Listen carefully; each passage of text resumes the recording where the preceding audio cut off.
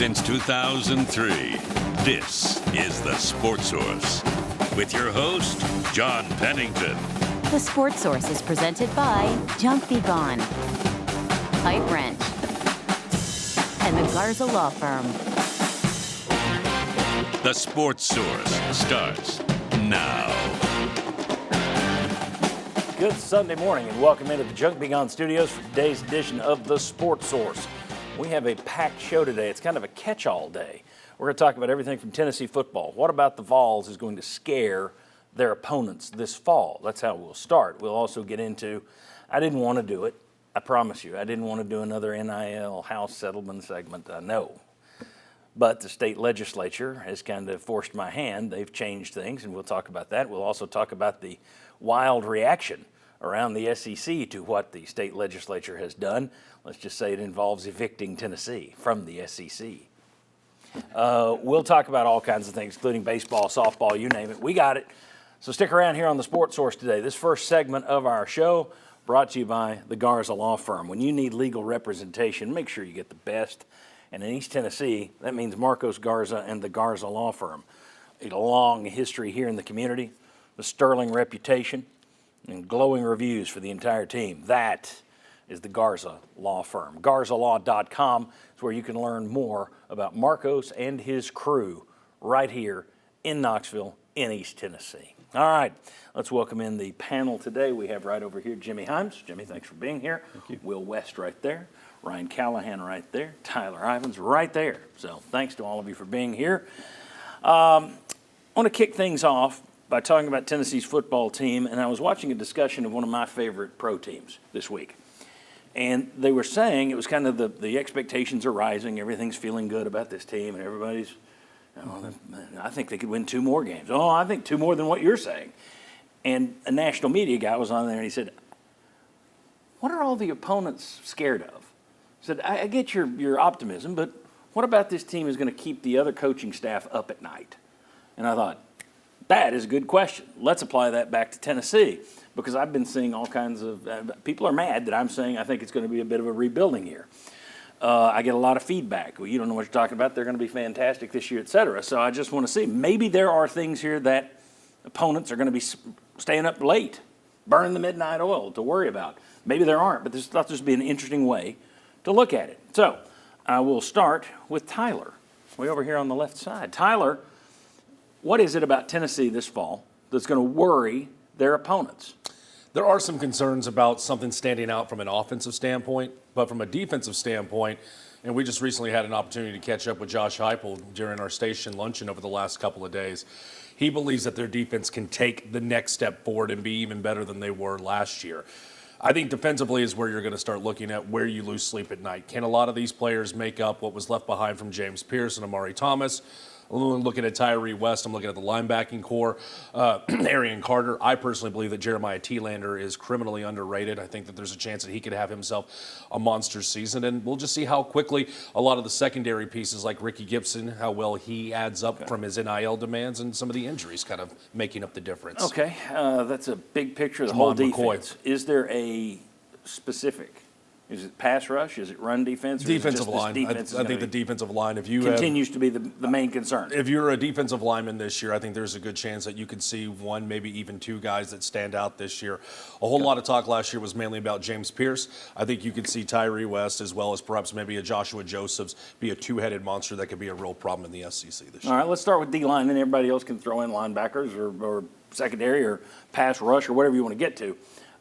Who wants to go next? What else? When an opponent is sitting there getting ready to play Tennessee the next day, tempo. What are they concerned about? It's tempo. If it's back, tempo's the thing. Look, I've been in the room where Kirby Smart has complained about how tough it is to face Tennessee's tempo, Tennessee's offense with what Josh Heupel does. Because you can only run a base vanilla defense, you can't have any type of blitzes, you can't change your coverages. But if the tempo's now back, that doesn't exist. There you go. I would expect the tempo to be back because that's the only way this Bryles system works. Otherwise, you're running the same thing 100 Texas high schools are running, and you just hope your Jimmies and Joes are better than their Jimmies and Joes. To me, the tempo is the thing that will, with Josh Heupel, always terrify other teams. Agreed. It's just hard for me to count on that because I don't know. The last 2 years, I haven't seen them. They've been faster than most teams. You look at their tempo in the national rankings, it's still up there, but it's not that crazy speed they ran in 2022. So if that's back, that would be my number one, actually. Yeah, I think it has to If be. it's not back, I don't know that. Good luck. I don't know what I'm scared of. Go ahead. Well, I agree with Tyler. I think Tennessee's defensive line is the best unit that Tennessee has. As far as keeping opponents up at night, I think it's kind of the element of the unknown at quarterback. You're not sure what you're going to get out of Joey Aguilar. Can he run the up-tempo? Is he going to throw a lot of interceptions like he did at Appy State last year? Is he going to run more? Is he a tougher runner? Not knowing what he presents would be one of the concerns. Now, after a few games, you should have that figured out. Yeah. But at the start of the year, I think the element of the unknown about what Tennessee's going to do with him at quarterback would be problematic for opponents. I want to come back to that in a second. Ryan, where are you going? I had in mind unknowns in general because I think it goes beyond Aguilar. You don't know what this group of receivers is going to be. You don't know really what the group of running backs is going to be. You've seen a little bit of Deshaun Bishop and Peyton Lewis. This opponents aren't going to know what to expect from this offense. So it's They'll know by the third game. Yeah. But early in the season, this team, you kind of have no idea how to attack them because you don't know what they're going to lean on, what their strengths are going to be. So that early in the season works in their favor, but I agree. That's Syracuse and Georgia that helps you with. So I generally, though, agree that it's D-line and it's tempo. Those are the two main things. Personnel-wise, if you wanted to squint and maybe find one on offense, I think it's having two massive, impressive offensive tackles. If Lance Hurd is not the guy we saw last year and the guy they think they were getting out of the transfer portal, and if David Sanders is as good as advertised, they could actually present problems for opposing edge rushers. That's the one thing I look at on offense that Tennessee has personnel-wise that might put some fear in opposing defenses. How many of these things are we counting on? D-line. D-line we can count on. Yes. I can't count on No. Can't David count on Sanders tempo. as a Can't count on running backs. Can't count on freshman tackle or Hurd. I would not count on yet. So there's not a lot. Just frankly, I think the secondary will be at least pretty good, and I think the defensive line will be very good. But when will the secondary be pretty good? I think it can be pretty good at the beginning of the Without season. McCoy? Without McCoy, I think it can with the transfer from that they brought in. I think that helps. I think that with McCoy, they can be elite. Like that's the different step they can take. I just don't know when he's going to be back on the field. Colton Hood, the kid from Colorado. Yeah. He was the opposite corner to Travis Hunter, who Will's bringing up. Let me ask you this one. Aguilar and not knowing what he's going to bring to the table. I'm never a fan of this. You always, well, they didn't show him anything. Whenever a team comes out and looks bad, it's like, well, they were holding back for next week's game. It's like this was week 9. They're not holding anything back for week 10. But you're playing a Syracuse team that, I don't know, if you were playing the Syracuse team that finished in the bowl game last year, that'd be a concern to me. Yeah. But they've lost more in the portal than you did. So I'm not really concerned. Let's, for the sake of this argument, say that Syracuse isn't a great contest for Tennessee. Do we think there's any chance Tennessee, because you got each Tennessee State the next week, you're not going to have to roll out the playbook for the Buccaneers. Is there any chance they go vanilla against Syracuse in the hopes that they can hide something they're doing with Aguilar to bring it out on Georgia? No, you have to work on everything, I think, right? I think you have to make sure that you have Aguilar, receivers, that was my linemen, argument, but I wanted to all see in the same. Like you need to get that on ready as quickly as possible because Georgia's coming to town, and Kirby has the Death Star as always, right? Yeah, I'm running my offense, and it's going to be, if it's up-tempo and that's what you're going to go with, I am not holding anything back because Syracuse may be good enough to beat you if you go vanilla. Yep. And I don't care if I'm showing stuff to Georgia. So what? Well, I'm trying to win a ball game. Well, there you go. So I think that might undercut the whole argument of Aguilar being an advantage because by Georgia then they're going to know what you're getting. And I agree with Will. If it's me, you're bringing in a guy who hasn't had spring practice with you, I'm letting him do his thing. I'm just wondering, is there any chance, though, that they look at it and say, we're going to run him a lot this year, but we're not. We're going to try to avoid running him against Syracuse. And that way Georgia comes out and he's running all over the place. I don't know what they could hide. If it's me, I'm running the full playbook. But you guys think there's any chance they go vanilla against Syracuse? 0, especially with how late. I mean, Joey Aguilar just got on campus this past Monday. He's been here 6 days. You got to expedite, even at Syracuse game 1. Go, do your thing. He's a quick study. You've got to use every game to that point to get yourself ready for SEC play, for everything that comes down the pike. And not only that, but yeah, Syracuse is good enough to beat them on the right day probably. All right, so the two things we feel best about. D-line, period. Everybody feels D-line's, even without Pierce gone, without Pierce, without Omar Norman Lott. Yeah. There's 2 big losses. First and second round picks. Yeah.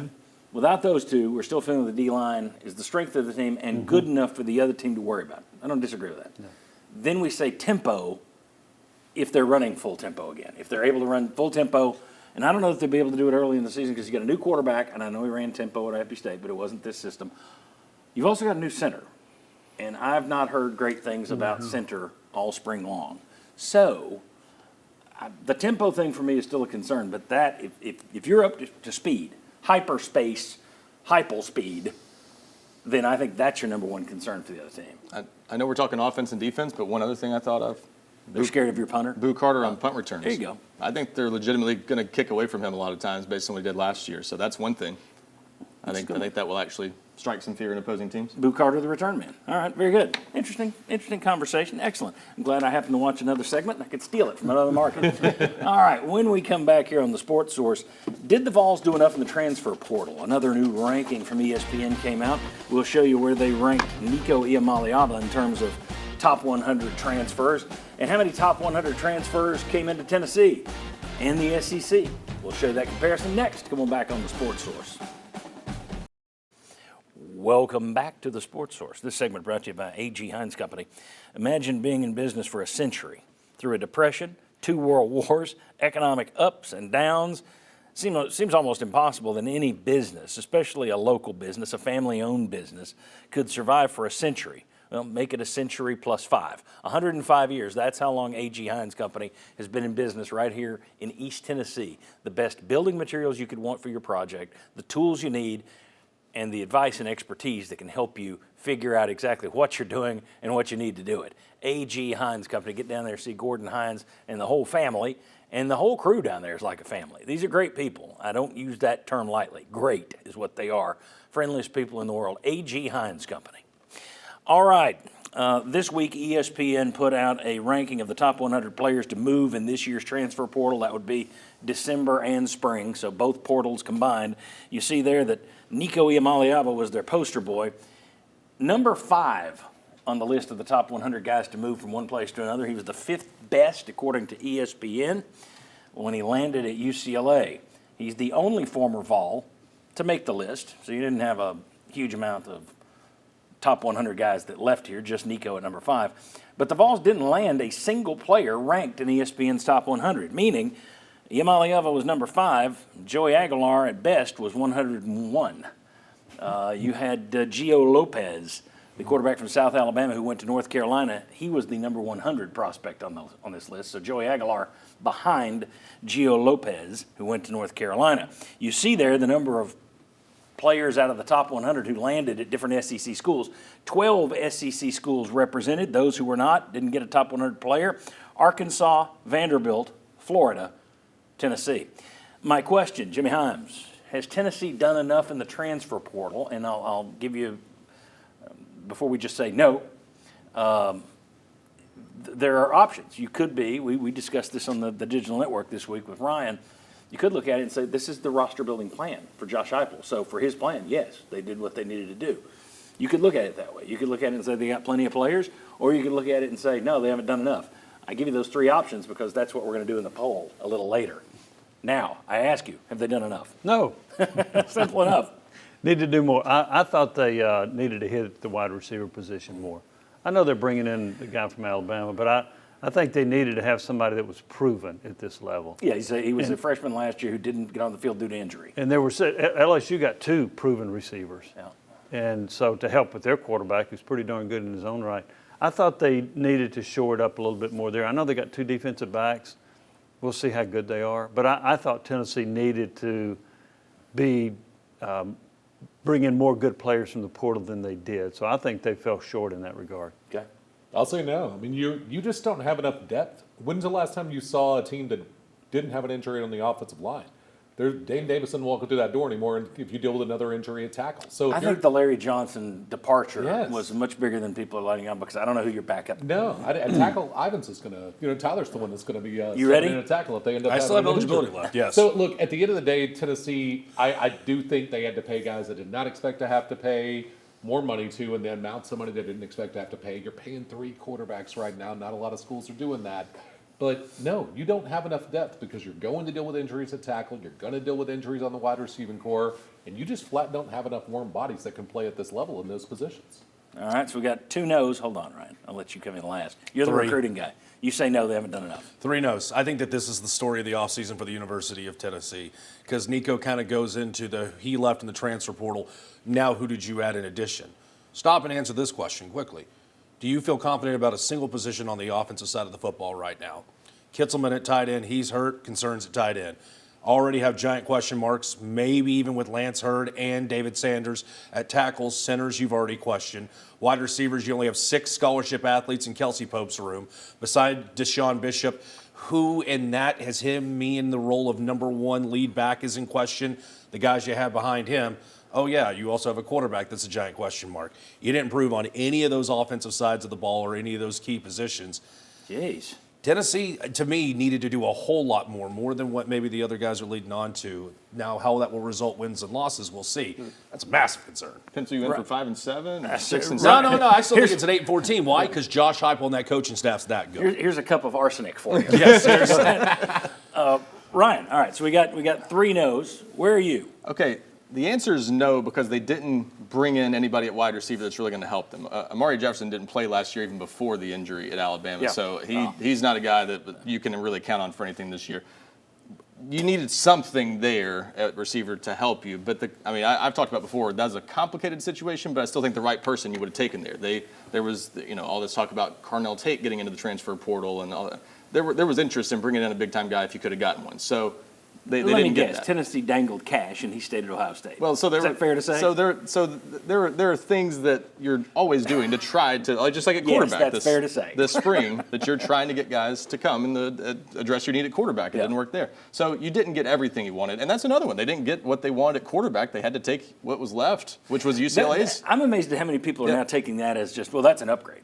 The number of people who are telling me that's a big upgrade. I think it may be. I don't know. It may be, but I certainly don't sit there. Oh yeah, huge upgrade. I don't know that. I don't know. My guess is the other guy's getting graded higher than your guy. The other school had the guy you've got, and they said, no, we'd rather have Nico than him. So that would concern me. Doesn't mean that's going to how it's going to play out when you get him in Heupel's offense. That's where I was going. Is I don't care about this list because none of us have any idea what anybody's getting out of the transfer portal, and it's not. I'm not picking on anybody's evaluations. I'll pick on our own at 24/7 Sports. Last year, you look at our top 100. You know who was in the top 100 from Tennessee? Chris Brazel.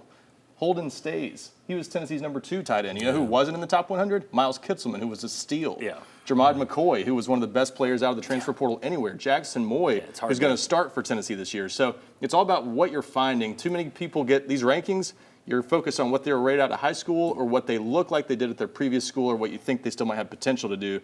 You're not really looking at the guys who might fly under the radar for one reason or another. You got to evaluate well. If Tennessee evaluated well, I don't think we'll look at this list and care in a few months. All right, I had a follow-up question. We don't have time for it. But that's why I finished with you, because if you do that off the top, we all go, well, who cares? So, all right.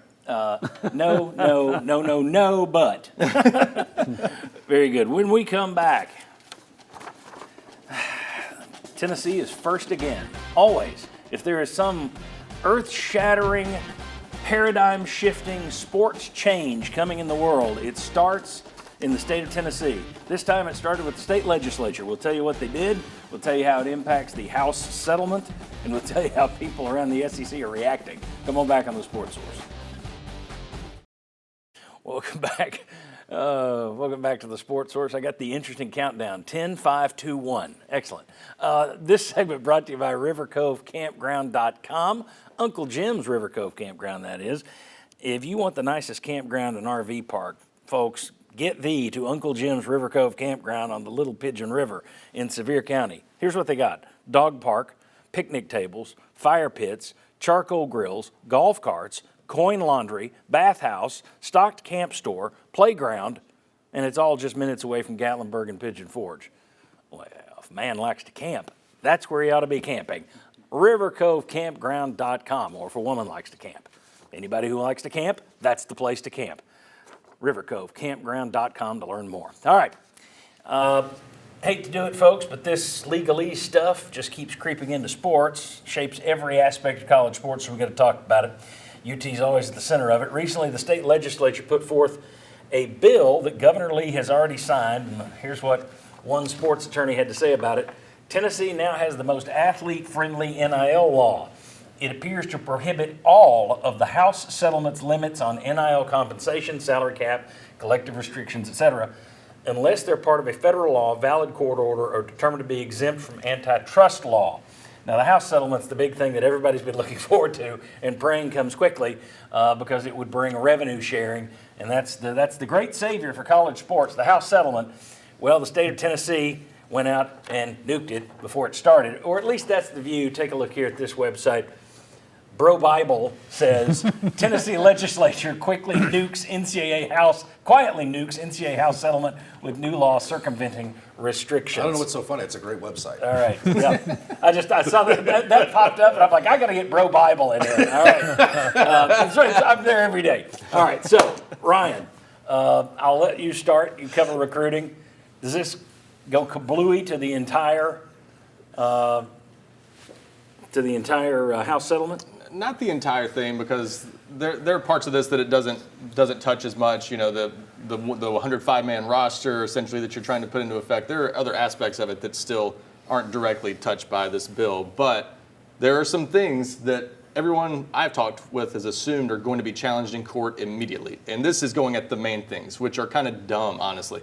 Imposing a $600 limit on anything that's done as an NIL deal and saying anything above that has to go through a clearinghouse.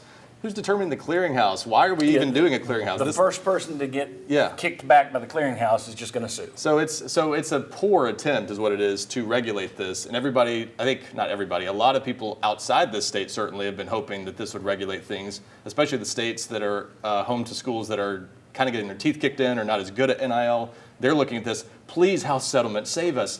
When really the whole thing is kind of built on a house of cards because it's based on stuff like this, an arbitrary limit that allows some third party to regulate what's allowed and what's not. So no one wants to go through an intermediary period where you're like, what can we do? Are our hands tied? So no one wants to do that. So this is trying to pull that back. Well, the other problem is you've got the bigger issue that we've talked about here. You've talked about on the radio show. We've talked about on the TV show a million times. You've basically got a salary cap. You can share $20.5 million. It will take 20 seconds for the first guy who doesn't get the money he wants to get his lawyer and go and say, we didn't collectively bargain this. It's illegal. How are you giving a salary cap? And then the House settlement's out. But I thought it would at least come to be maybe before it was undercut. Tyler, your thoughts on the state legislature jumping the gun here and making sure it's wounded before it's wounded coming out of the gate? I totally get where our listeners and your viewers are coming from, because it feels like we continuously get branches on branches of this giant endless tree. But as I always tell Will, and thank goodness Will's on our show who can actually try to in some way explain this to me. He has to translate it for me. It just is another opportunity to kick the can down the road, and we're not at the end of what this is. So either make them employees or don't make them employees. Let's stop cheating and putting in a Nintendo cheat code to say, here's how we're going to defeat and get to where we're going.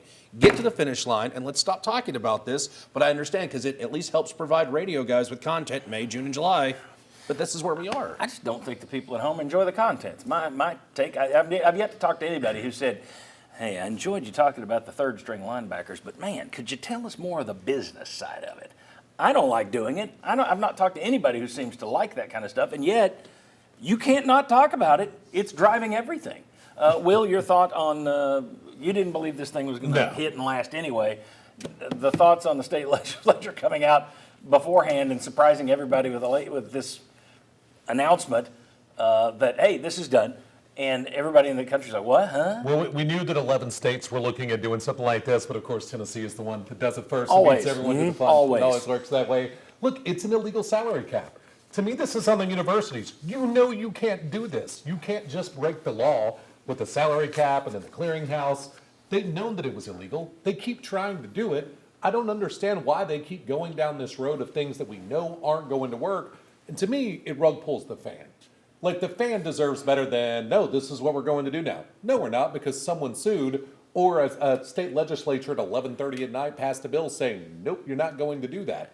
But for whatever reason, the NCAA and the college presidents and the conferences keep trying to break the law with setting things up that have to be collectively bargained if you want to set a salary cap on someone. What this tells me is that we're still a really long way from bringing order to this situation. Because whatever you say or do, House settlement, So Tennessee's got a bill against it. Somebody else comes up with something else. Somebody else is going to fight that.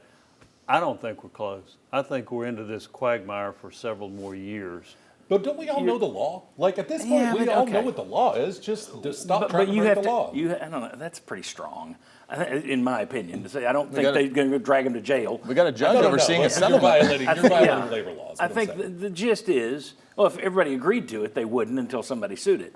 The problem is you have schools that don't want to share the TV money. Mm-hmm. They could make them employees tomorrow. You also have the question of do the players want to be employees? Jimmy, you've talked to somebody who said they don't want to be because then they get taxed. Yeah. I wonder if they'd make more money after taxes with the increase from TV revenue than they do now without their taxes. But you've got both sides of that have to agree that we want this. The problem with the whole deal is you're having to retrofit everything. Mm-hmm. You're trying to plug holes that have been sitting there for hundreds of years, and now everybody's saying, well, wait, we're changing the paradigm. Well, let's just fix it. You can't fix all this stuff. It should have been, you can't fix this boat. You need a new boat. That's the problem. And nobody can agree what the new boat is. And this is why Danny White, when we spoke with him at the Big Orange Caravan a couple weeks ago, was not confident that the House settlement was going to fix everything. Because they all know there are weaknesses in this entire idea. Well, he had to have known this was coming. I'm guessing the state legislature did they with knew UT's. They knew to Will's point that a bunch of states are working on stuff like this. You know, the Arkansas, we talked about before, the thing they did with tax-free for athletes. Everyone's trying to undercut everything and make everything as convenient for local schools. As good as for them as possible compared to other schools across the country. So it's going to continue down that road, and as long as that's the case, it's not the Wild West, but pretty close to it. Can down the road, more and more. Yeah. Let me know when we get there. All right. Well, here's the funny part. We'll come back and have a little fun with this. Don't know if you saw it yet, but this whole deal has led to some folks around the SEC not being happy with Tennessee, not the state, but the university. And they're calling for harsh action. They're wanting UT thrown out of the SEC. We'll talk about that next. And I will ask, is Tennessee now the villain in sports? Come on back. Back to the Sports Source. This segment brought to you by Southeast Termite and Pest Control. Termite swarmers, ants, mosquitoes, whatever problem you have at your property, Southeast Termite and Pest Control is ready to help you correct it. Whether it's getting rid of critters who've already made a home or preventing them from taking up residence at your spot in the first place. Call Southeast Termite and Pest Control because they can handle any job.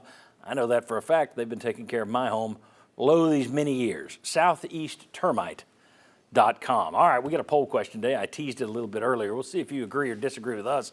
Has Tennessee done enough in the transfer portal? You got three options. One, yes, they've made good additions. 13% have gone online and already done that. 0% says yes, it's part of their long-term plan, which is actually kind of where I would think if there is a yes, that would be it, because it's Heupel's roster building. Or no, need more help. That's 87%. And I guess the fact that we all said no kind of undercut any kind of debate here. But you can tell us if we're wrong. Are we just being negative? Get on there and click. You just see that QR code. Use your smartphone right there underneath the Hearthside Bank logo. Click away and tell us. Or you can go to sportsource.tv/polls and vote there. All right. Let's take a look at a little graphic here. I thought this was fun. Tell us how you really feel. This is from the website Bama Hammer. And they say Greg Sankey should kick the Tennessee Volunteers out of the SEC. Man, the whole gist here is if the Tennessee program intends to avoid all efforts of control coming from the expected House settlement, the SEC should show them the door. The Tennessee State Legislature expanded its previous rejection of any oversight by the NCAA in regards to NIL, player payments, and roster sizes. My favorite part is when you get down into it, it says, Vandy would also have to be put on notice, though that program only is guilty by association. It's like, oh, okay. So apparently Tennessee is running this whole thing, and Vandy's just along for the ride. At any rate, and before we laugh too much at Alabama fans who are losing their minds, if you flip this, if the Alabama legislature had been the one to do it, I guarantee you there would have been a Tennessee website somewhere saying, throw them out of the league for this. But my question here is simple. There have been a lot of schools and a lot of people. They're all going to come out now and say, oh, well, we knew this wasn't going to work. Somebody's been spending a whole lot of hours on this thing. Whole lot of hours on this House settlement. Billable hours. There you go. Been spending a whole lot of money on it, too. Is Tennessee the villain to some now? Because the state has been the one that just kind of threw the monkey wrench in the whole thing before it launches, and we can sit there and say, well, somebody else was going to do it. Okay, but you did it. is the state are people around college football world, are there any that are going to be saying, "Dadgummit, we've been working on this thing, can you at least get it launched?" Or no? Is everybody, not a big deal? I think foolishly, yes. I think it's a wrong move to blame Tennessee for this, but I think for many in the SEC offices, I do think they thought we could at least for a year slide this through and then we can build on the groundwork and the framework of what this is. And the fact that it's blowing it up ahead of time, I think, yes. I think to fans, no. To media members, no. But to some of the SEC office and some in power conference offices, yes, I do think that they are frustrated with the state of Tennessee right now. I do too, and I also think you go back to the judge that said there should be no guardrails on NIL. So that was another one where people look at Tennessee. And then, of course, there have been some baseball flips along the way that have gotten Tennessee attention. Yeah, I do think Tennessee comes out as a bit of a villain on this because they're the leader in this group and go in that direction. And I'm also reminded that it was about 5 years ago, there was a special NCAA committee, and I actually got the 33-page report of them submitting, this is how we need to handle NIL and all this other stuff. And the NCAA attorney shot it down because they said it would not stand up in court. And now we're going to a House settlement that likely will not stand up in court. Well, it's ironic that the NCAA was going down this path, now they're over here. Same thing happened with Tennessee. Tennessee and so many other schools were saying, give us rules on NIL, give us laws on NIL, help us with NIL. And they came back and said, okay, here's the rules, and you broke them. We're suing. So, I mean, everybody started here, and now they're over here, and maybe they've crossed, you know what I'm saying? They're in different spots from where they started. It is remarkable to me. Ryan, would it have been better off to just say, let it get out? Would the whole thing have been better off if you had made the House settlement and then they corrected it down the road as lawsuits came, as they try to fix it down the road? Would that have been better than taking it down before it even gets out of the chute?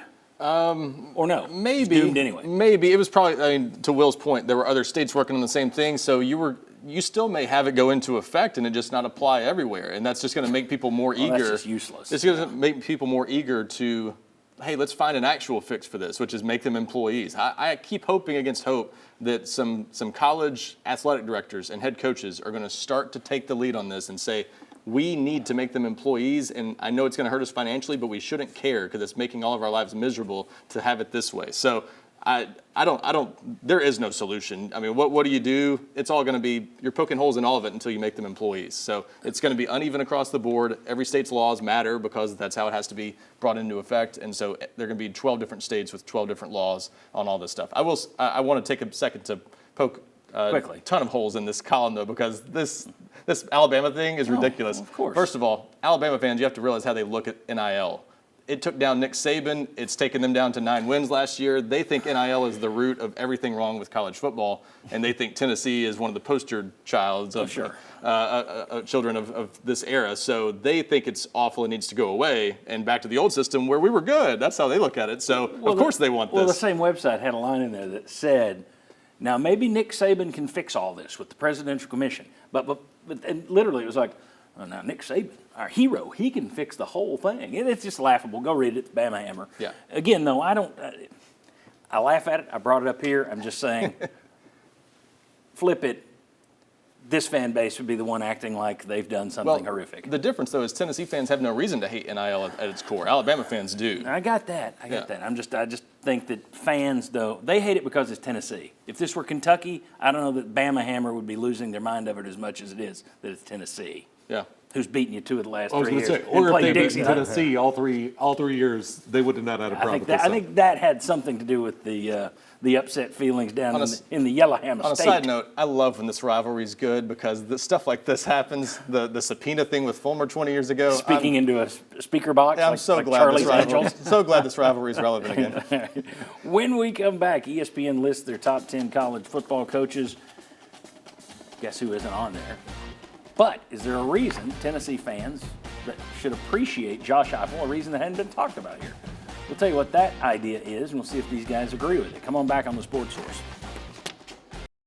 Welcome back to the Sports Source. This segment brought to you by Madisonville Marine, Skeeter, G3, Godfrey Aqua Patio, Hurricane, Suncatcher Pontoons. I'm out of breath, and I'm not even through the full list of all the boats they carry at Madisonville Marine. So many brands, so many models of boats. You can do all your shopping on one lot. It's in one showroom. It's not a matter of, hey, I want to look at deck boats, so we got to go over here. Well, I want to look at pontoons. Okay, well, they've got pontoons. Nope, at Madisonville Marine, they've got it all. Madmarine.com, but I would encourage you to head down to Highway 411 North in Madisonville. See Joe Special and the whole team at Madisonville Marine. There's no better place to buy a boat. ESPN came out with its list of the top 10 college football coaches this week, and Josh Heupel was not on it. Not a surprise there, not a top 10 coach by what he's accomplished so far. He was listed behind Kirby Smart, Steve Sarkisian, and Kalen DeBoer at Alabama, who are all top 10. Brian Kelly got 13 votes and almost made the top 10.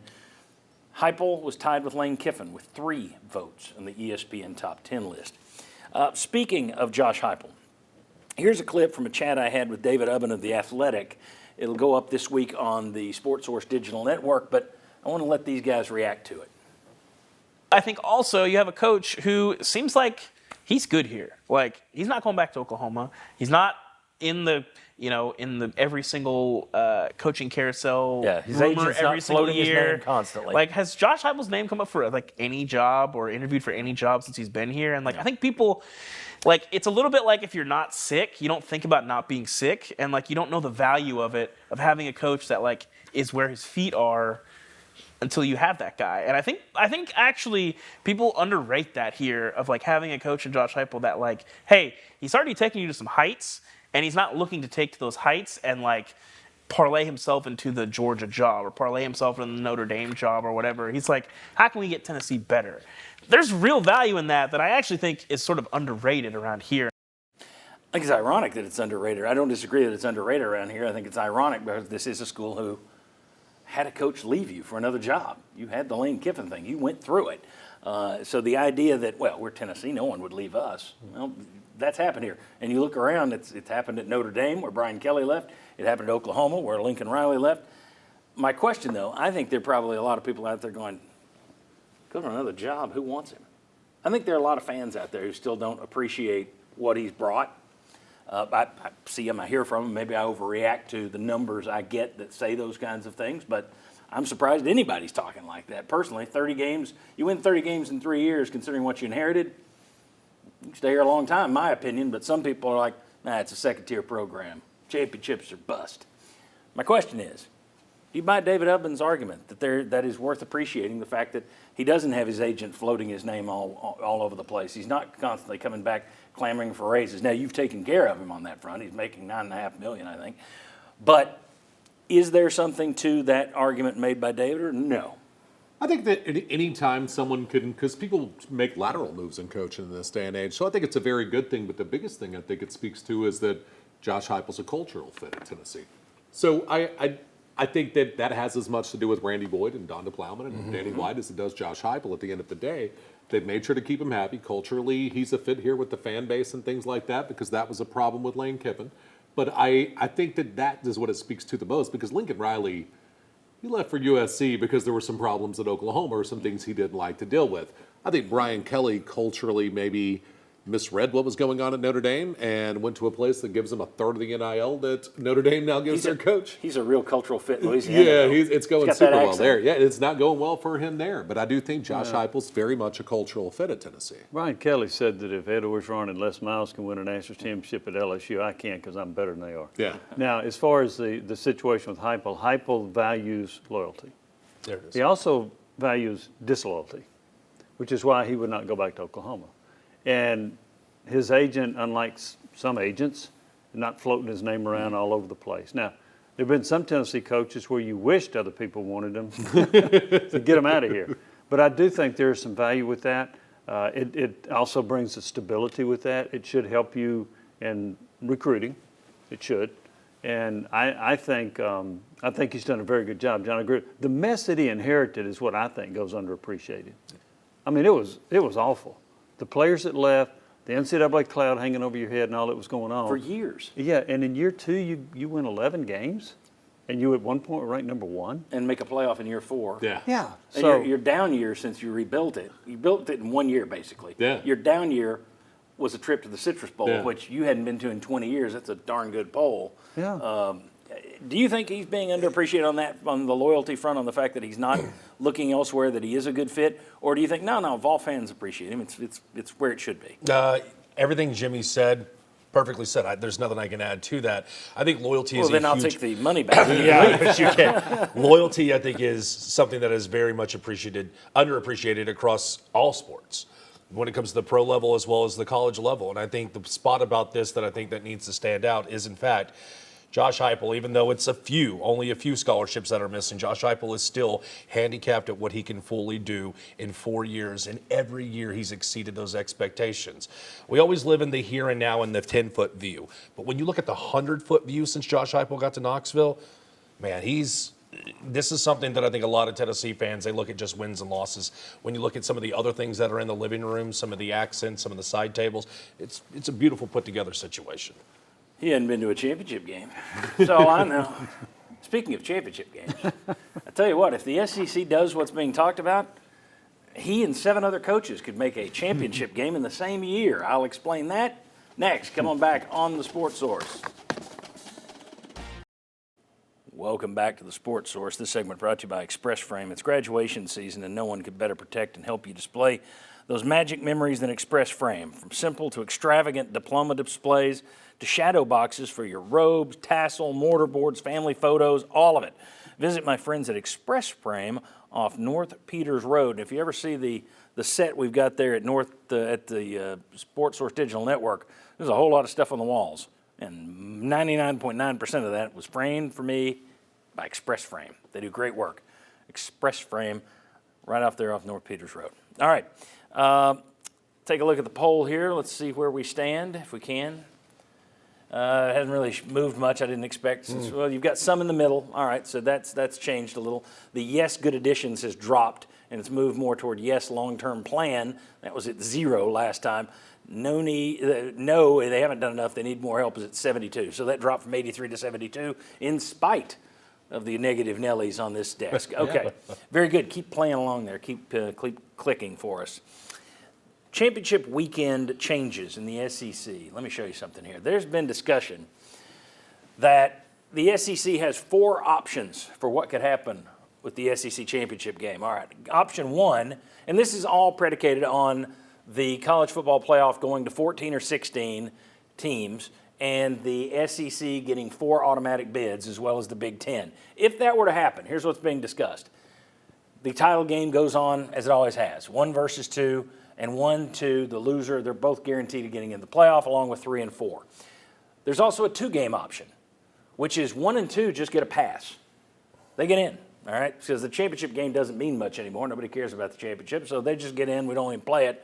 3 versus 6 and 4 versus 5, meaning last year Tennessee would have played, I think, Alabama in a round to get into the playoff. Okay, so think about that. The 3-game option, there's a typo here, and that's my fault. 3-game option, 1 and 2 play for the title, but both of them get in anyway, but you still have them play for the title. Then you have 3 versus 6, and that should be 4 versus 5. So you could have 3 games, all right? So you'd have 3 winners plus the loser of the actual championship game. And then the nuclear option, 1 versus 8, 2 versus 7, 3 versus 6, 4 versus 5. The 4 winners get in. Now, why is that stupid? Because you could send teams 5, 6, 7, and 8 to the college football playoff, and you do not reward teams 1, 2, 3, 4. That would be stupid. Why do I think they'll probably do that? Because that's 4 games, and that's 4 games worth of TV money. Now, do I really think they're going to do it? I pray they don't. But that's the one with the most cash. Gentlemen, your thoughts on this. Do you like the SEC championship game as it is? Does it have relevance anymore? Or do you like one of these better? I like some version of number 3, option 3. Yep. The reason why is I'm watching, like we have local people who own an English soccer club in League 2 right now that are in the League 2 playoffs. Let 1 and 2 go ahead and just make it to the playoff. Have 4 teams play for the final 2 spots, 2 sets of games. To me, that's the best. So you would have a championship game? I would. No, I would not. Okay, so I think that whoever was finishes option regular 3, I thought it was that, and that's what I would do because I've seen that work and it's wildly compelling. So that's the one that I would go with.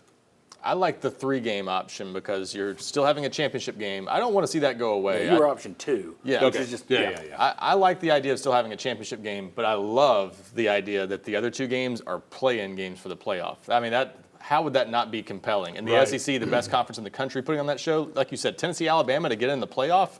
That's, ratings out the roof. I'm watching all three of those games. But if you're the number 3 team and you beat the number 6 team during the regular season, you have to beat the number 6 team again just to make the playoff. Gotta win. Those are the rules. Yeah. Figured it.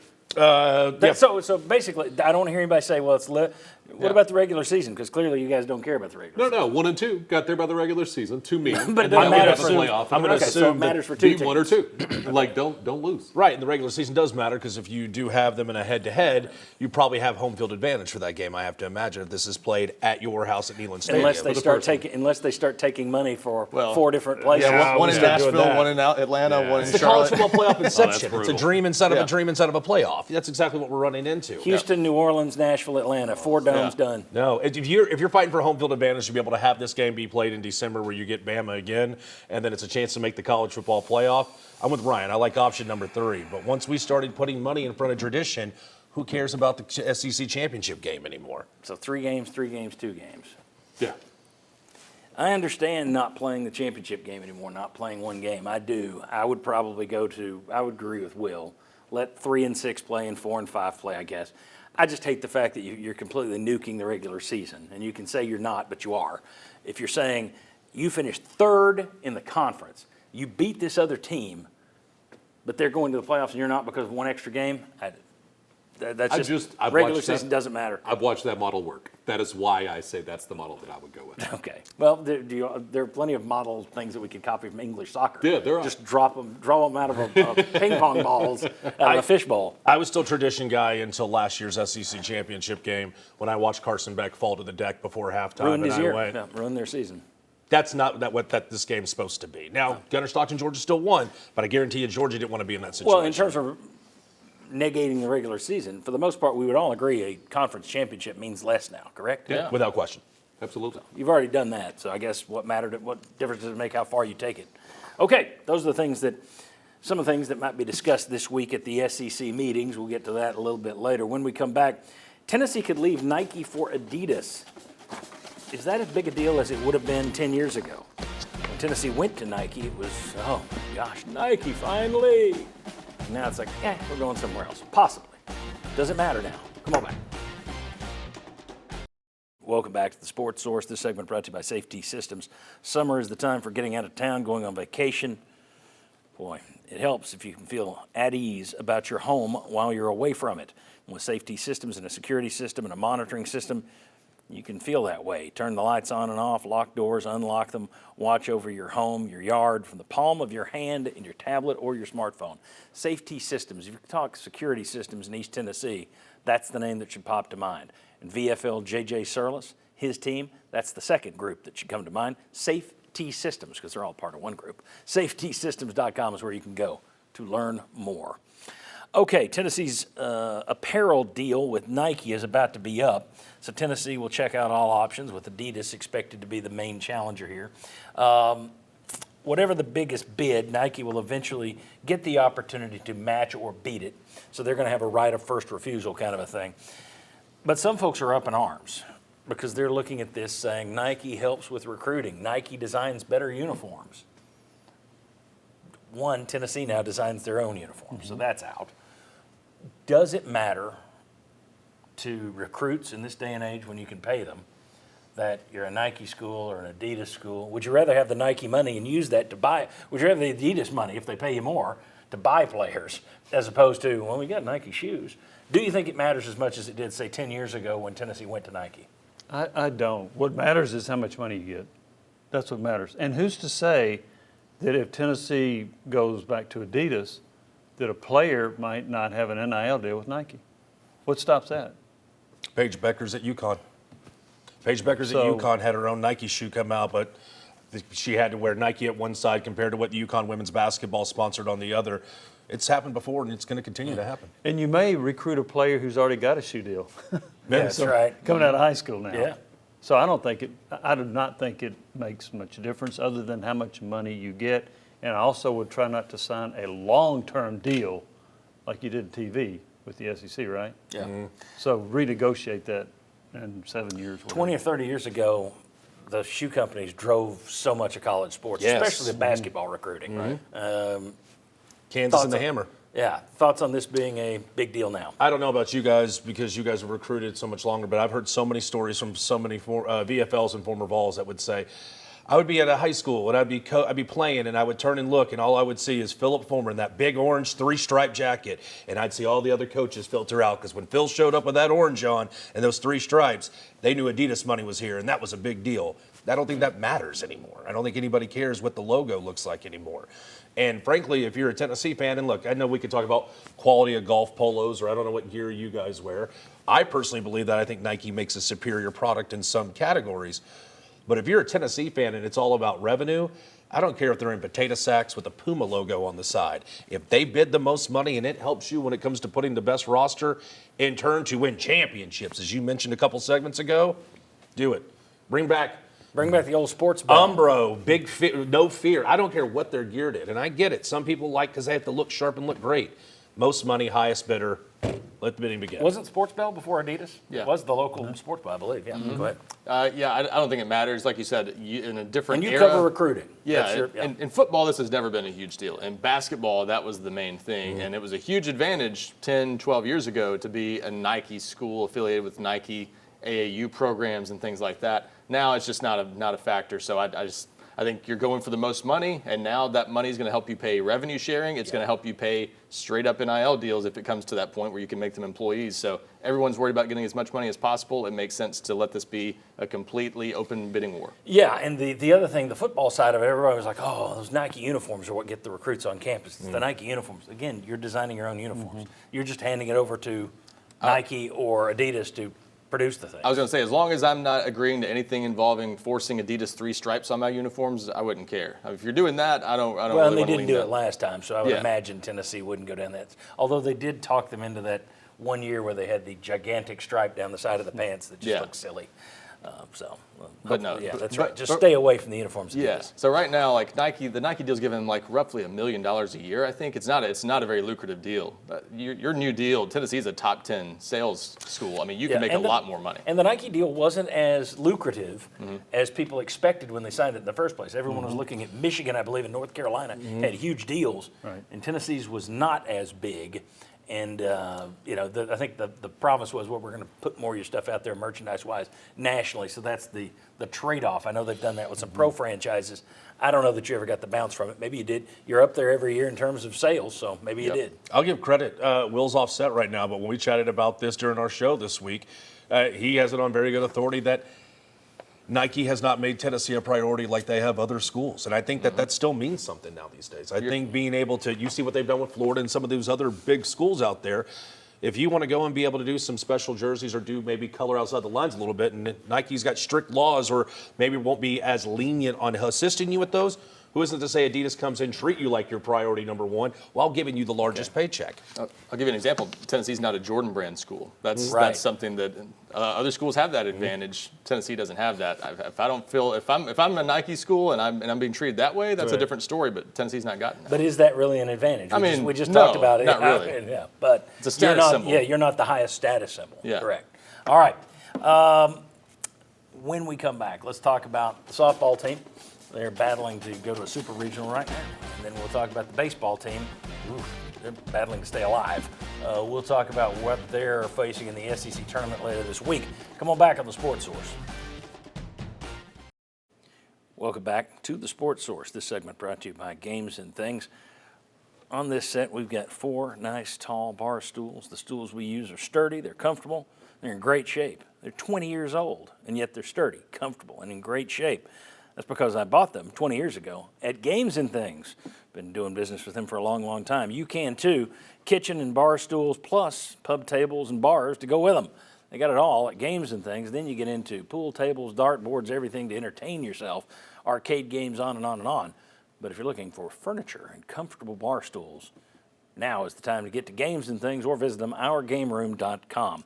Let's take a look at the final poll results and see where we wound up. Shifted back a little bit. So we've got, yes, good additions, only 7%. 27% say, yes, it's part of the long-term plan, and down to 66% who say, no, they need more help. So that's interesting. That is the opposite of the rousing bit of no's that were thrown out by the panelists here.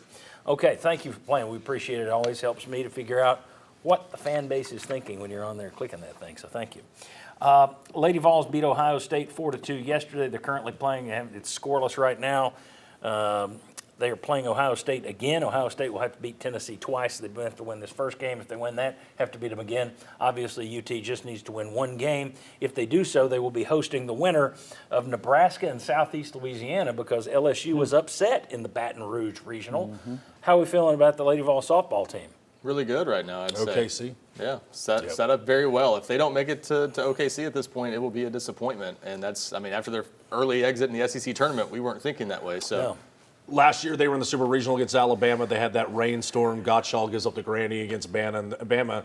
They haven't come out and said it's a revenge tour, but it's kind of been publicized by the fan base that come out to Sherry Parker Lee Stadium. Anything short of OKC would be a massive disappointment. Now that you see the path to OKC. Yeah, even more so. Yeah, nuclear level 1 if they don't. All right, I got these guys on softball. Let me get you guys with baseball, okay? Well, you can chime in on softball. We got enough time. Yeah, look, I just think you have one of the best pitchers maybe in the history of softball. So you need to take advantage of that. Yeah. And I think they will. Because, I mean, when they lose right now, it's because they have unearned runs that happen. Yes. Or the bats just go completely dead. You know what Carlin Pickens is going to give you. Take advantage of what Carlin Pickens has given you, and I think you'll be all right. You'll make it to OKC. Best pitcher you've had probably since Monica Abbott. Definitely since Oh, Monica. yeah.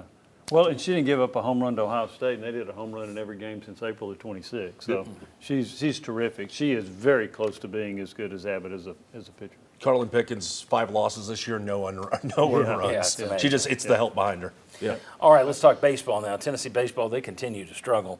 They lost 6 of their last 7 SEC series, including dropping 2 out of 3 games to Arkansas to close the season in Fayetteville. SEC tournament is single elimination now. Since it's expanded, this is the first year it's going to be single elimination. And they will be playing the winner of Missouri and Alabama in Hoover, Alabama on Wednesday morning. I keep saying 9:30, but I don't know. Is that 9:30 Central or Eastern? Central. That's it. That's where the location is. Yeah. All right. So, well, sometimes if you look at the Touche. at a newspaper, it'll throw out Yeah. Eastern. All right. So early morning on Wednesdays when they're going to play Missouri or Alabama. If the Vols win that, they'll then have to face number 1 seed Texas.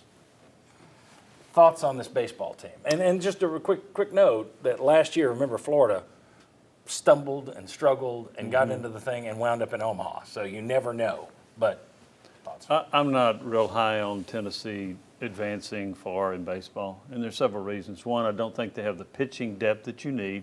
Secondly, they're 15th out of 16 teams in fielding percentage in the league. They've given up more unearned runs than anybody.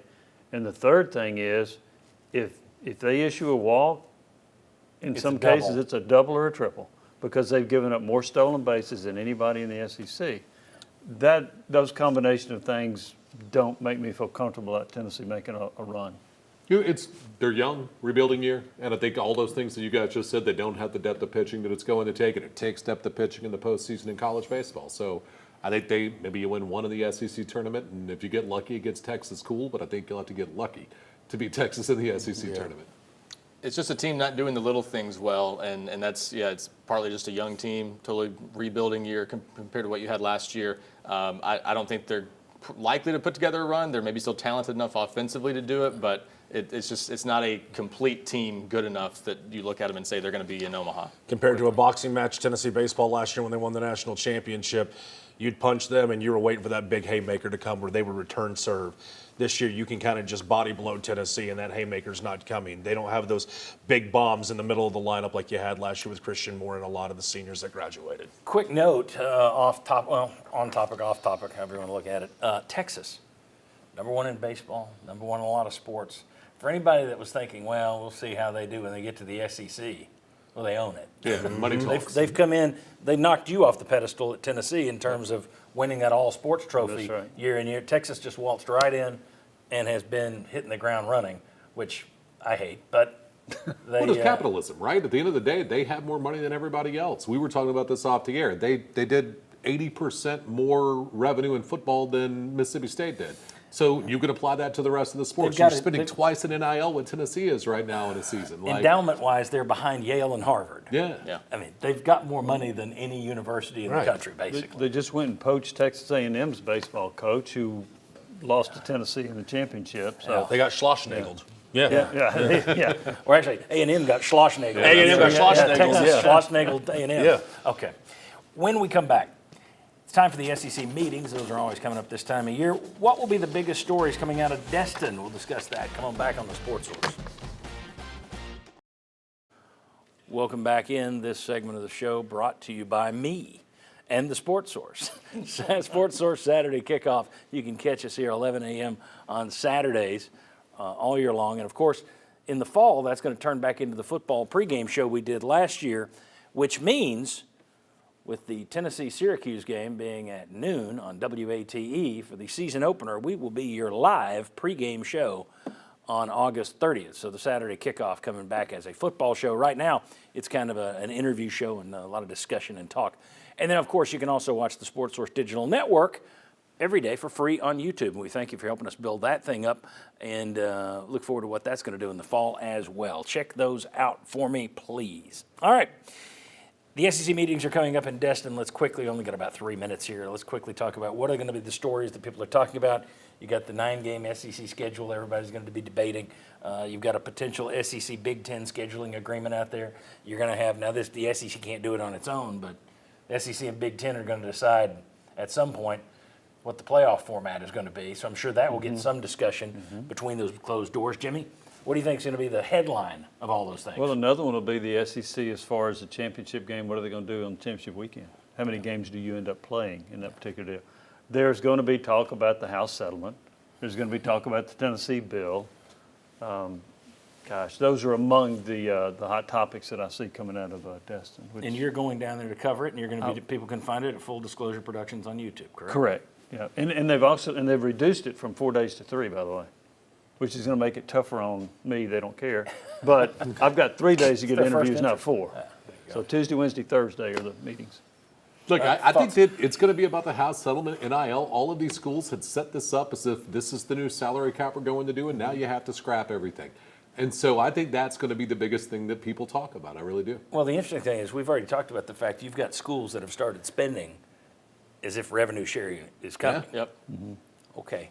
Well, I'm guessing they're not thrilled.